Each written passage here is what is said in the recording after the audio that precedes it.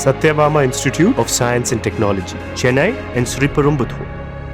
நாகை மாவட்டத்தில் அதிகாலை முதலே கனமழை பெய்து வருவதால் பொதுமக்களின் இயல்பு வாழ்க்கை பாதிக்கப்பட்டுள்ளது.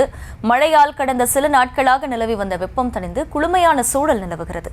கூடுதல் விவரங்களை செய்தியாளர் லெனின் வழங்க கேட்கலாம். லெனின், வணக்கம். கள தகவல்கள் என்ன? நிச்சயமாக வளிமண்டல கீழடுக்கு சுழற்சி காரணமாக தமிழகம் மற்றும் புதுவையில் 2 நாட்களுக்கு கனமழை பெய்யக்கூடும் என வானிலை மையம் தெரிவித்திருந்தது.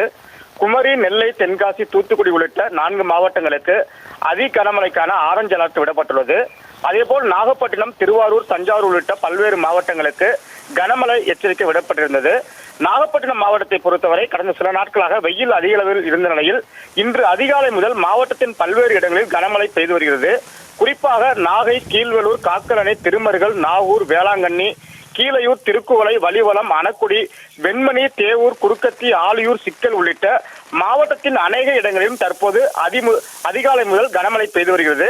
தற்போது கோடை வெயில் தொடங்கி பொதுமக்கள் அவதியடைந்த நிலையில் தற்போது திடீரென பெய்து வரும் கனமழையால் குளிர்ச்சியான சூழல் நிலவி வருவதால் பொதுமக்கள் மகிழ்ச்சி அடைந்துள்ளனர். மேலும் தாளடி நெல் சாகுபடி பயிர்களுக்கு போதுமான தண்ணீர் கிடைக்கும் என விவசாயிகள் மகிழ்ச்சி தெரிவித்திருந்தாலும் சம்பா அறுவடை முடிந்து ஊடு பயிர்களாக உளுந்து பயிர் சாகுபடி செய்துள்ள விவசாயிகள் பயிர் உளுந்து பாதிக்கப்படும் என கவலை அடைந்துள்ளனர்.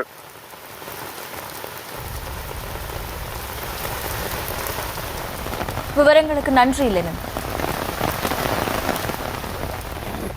Satyabama Institute of Science and Technology, Chennai and Sriperumbudur.